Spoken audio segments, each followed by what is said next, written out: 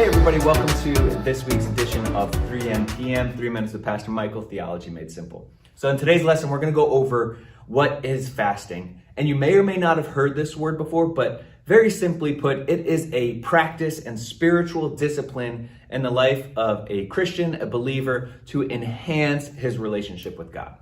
So in Matthew chapter 6, we see Jesus saying, when you do this, do it like this. So for example, when you give to the needy and when you pray and when you fast. So fasting isn't a mandate necessarily, like do it this way all the time, but it is expected of a believer.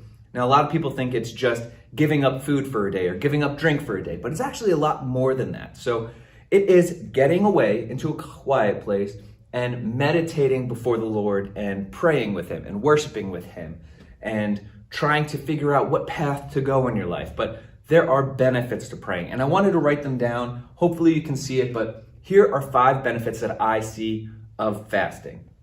The first is it increases our dependence on God and humility, saying, hey, we need you, and we are gonna put it up to you and help me figure this out. The next one, it gives more attention to prayer. When you take time to focus within fasting, you are in constant communication with God all day, or at least a part of that day.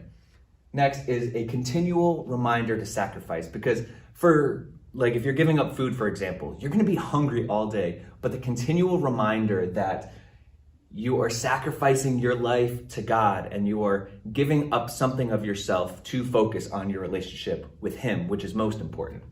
Next, it increases our self-control and discipline.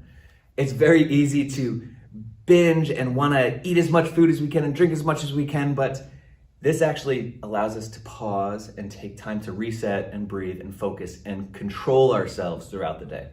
Lastly, it expresses our earnest desire for him and urgency, like something needs to happen. So, like I said, this can happen you could fast for worship and prayer and repentance before God, saying you were sorry and you were turning to him again.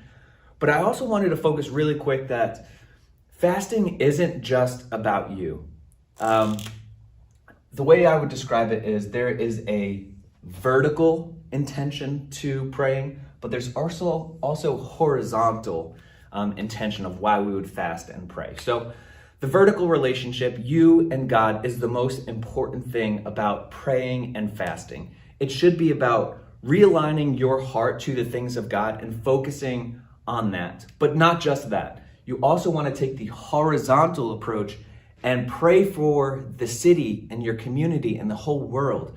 That is the life of a believer, not just focusing on your needs and what you need clarity on, which is good, but don't stay there. Focus on the world and why you were designed the way you were to advance Jesus's kingdom. So that's fasting, again, taking time away from God and focusing on what Jesus Christ did on the cross for us, because he did it and he is our example. So that's fasting. Hopefully that explains it, but until next week, God bless and take care.